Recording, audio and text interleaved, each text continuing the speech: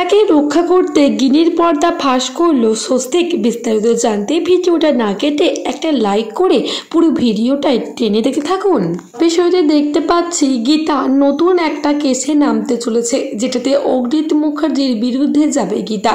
বিষ্ণুদেবকে বাঁচাতে চলেছে গীতা, যেখানে কিনা অগ্নিত মুখার্জি বিষ্ণুদেবকে বিনা অপরাধে কড়া শাস্তি দিচ্ছে, কারণ অগ্নিত মুখার্জির সাথে বিষ্ণুদেবের রয়েছে একটা চরম শত্রুতা।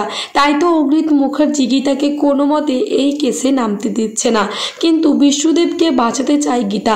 গীতা চলে গিয়েছে বিষ্ণুদেবের সাথে দেখা করতে, কিন্তু তার আগেই অগ্নিত মুখার্জি বিষ্ণুদেবকে দেখা করে বারবার করে বলে আসে, আমরা অনেক সুখে আছি, আমার বৌমা মা হতে চলেছে, আমাদের বাড়িতে নতুন করে খুশির আভা আসতে চলেছে, তাই দয়া করে তুমি আমার বৌমাকে কেস লড়িয়ে আমাদের শ্বশুর বৌমার মধ্যে অশান্তিটা জুটিয়ে তুমি দিও না বুদ্ধদেব।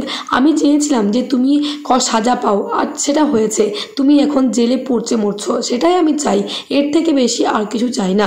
তাই তুমি গীতাকে এই কেস লড়তে দেবে না। গীতা বুদ্ধদেবকে কাছে গেলে বুদ্ধদেব গীতাকে জানায় তুমি মা হতে চলেছ, তাই তুমি এই কেস থেকে সরে যাও, আর তাছাড়া তোমারও বাচ্চা হবে, ফুটফুটে একটা সন্তান হবে, আর সেই সন্তানটা বড় হওয়ার পরেই কিন্তু মারা যাবে। গীতা বলে এমনটা কেন বলছেন?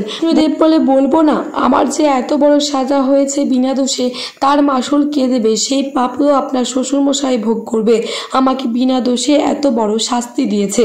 এদিকে গীতা বাড়ি ফিরতে গিনির মুখ তো পুরোপুরিভাবে অবাক হয়ে গেছে, আর গীতা বুঝতে পেরেছে গিনির মুখ অনেকটা অবাক চোখে দেখছে, কারণ গীতা বুঝতে পারে তাকে শেষ করার জন্য, তার সন্তানের ক্ষতি করার জন্য গিনির একটু না একটু হাত রয়েছে, সেটা আভা পেয়ে গেছে গীতা। কিন্তু স্বস্তিক পুরোপুরিভাবে জানতে পেরে গেছে যে গিনি ক্ষতি করতে চায় গীতার সন্তানকে, তাদের সন্তানকে। সেই জন্যই তো স্বস্তিক গিনিকে জানায় যে তুমি আমার সন্তানকে শেষ করতে চাও গিনি বৌদি, আর সেটা আমি খুব ভালোভাবে জানতে পেরে গেছি। তো স্বস্তিক গীতার রক্ষার জন্য আরো অনেক বেশি সচেতন হয়ে গেছে। আর এদিকে তো গিনি নতুন করে প্ল্যান করতে থাকে যে গীতার সন্তানকে আবারও কিভাবে নষ্ট করা যায়। তাই তো গীতা অগ্নিত মুখার্জির বিরুদ্ধে গিয়ে বিষ্ণুদেবের এই কেসটা অ্যাকসেপ্ট করে আর কোর্টে যাওয়ার জন্য বেরিয়ে পড়ে। আর গিনি এদিকে গীতাকে আবারও শেষ করার প্ল্যান করতে থাকলে স্বস্তিক সমস্ত প্ল্যানটাই বুঝতে পেরে যায়। তাই তো স্বস্তিক এবার হাতে হাতে সবাইকে প্রমাণ দেখাতে চায় যে গিনি আসল কালপিট। গিনি গীতার রক্ষা করার বদলে গীতার সন্তানকে নষ্ট করতে চায়, এটা সবার কাছে প্রমাণ করবে এবার স্বস্তিক। তাই স্বস্তিক খুব ভালো মতো প্ল্যান করেছে যে গিনির পর্দা ফাঁস করবে। তাই তো গীতাকে কোনো কথা জানায়নি, গীতা নিজের ইচ্ছে মতো কোর্টে যাচ্ছে। আর এদিকে গিনি গুন্ডা লাগিয়েছে আবারও শেষ করার জন্য গীতাকে। আর গিনির রুমে একটা ট্রান্সমিটার লাগিয়ে দেয় স্বস্তিক, যাতে গিনি কার সাথে কথা বলছে, কি কথা বলছে সমস্তটাই শুনতে পায় স্বস্তিক। তারপরে স্বস্তিক সেই ট্রান্সমিটারটা দ্বারা জানতে পায় যে গিনি কয়েকটা গুন্ডাকে বলছে গীতার বাচ্চাকে এবারে আর বাঁচালে চলবে না, এবার গীতাকে শেষ করতে হবে, যাতে গীতার বাচ্চা পৃথিবীতে আসার আগেই শেষ পেটের মধ্যেই শেষ হয়ে যায়। সেই সমস্ত কথা শুনে স্বস্তিক তো পুরোপুরিভাবে অবাক হয়ে গেছে। আর স্বস্তিকের সময় থাকে না বাড়ির সকলকে বলার জন্য, তাই তো গীতাকে বাঁচানোর জন্য স্বস্তিক আগে থেকে দৌড় দেয়, আর তারপরে সেখানে গিয়ে গুন্ডাদের হাত থেকে বাঁচায় গীতাকে।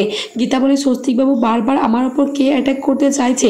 স্বস্তিক বলে কেউ না, শুধু তোমার দিদি, আর কেউ না গীতা। গীতা বলে আমি বিশ্বাস করি না এটা।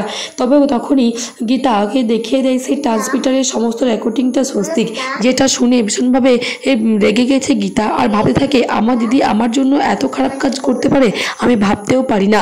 আর তারপরেই তো গীতা ভীষণভাবে রেগে যায় আর বলে এবার ওই আসল কালপিট আমার দিদিকে আমি ওই মুখার্জি বাড়ি থেকে বের করে আমার সন্তানকে রক্ষা করব।